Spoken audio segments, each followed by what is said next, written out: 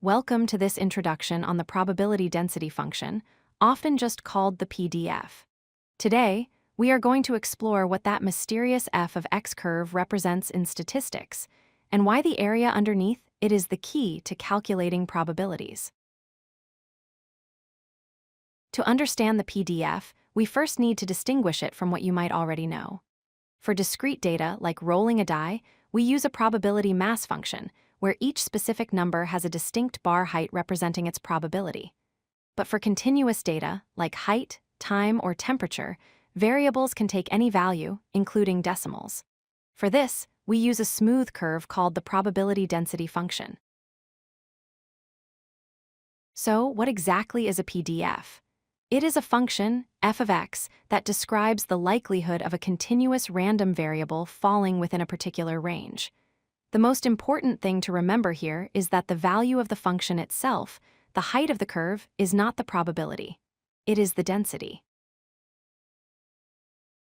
Let's look at the two main rules for any valid PDF curve. First, f of x must always be greater than or equal to 0. This means the curve never dips below the horizontal axis, because you cannot have negative density. Second, the curve is continuous, meaning there are no breaks or holes in the line. Here is the golden rule of continuous statistics. Probability is not height, probability is area. To find the probability of an event happening, we look at the shaded region under the curve. The size of that blue and green shape directly corresponds to the chance of the event occurring. If you were to shade the entire space underneath the curve, from negative infinity to positive infinity, that total area must equal exactly 1.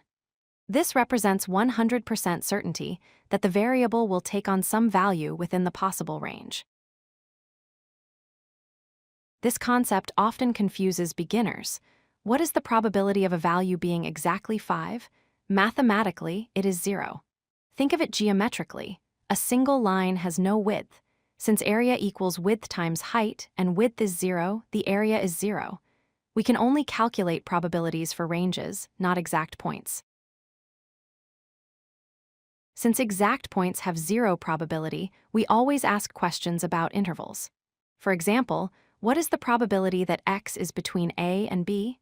We calculate this by finding the area under the curve between those 2 points, and b in calculus. This is done using an integral.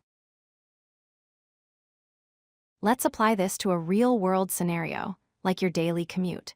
Suppose your average commute is 30 minutes. If we want to know the probability that your trip takes between 25 and 35 minutes, we don't look at a single number.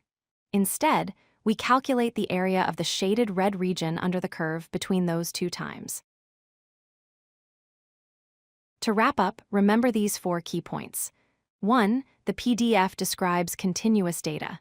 2. The total area under the curve is always 1.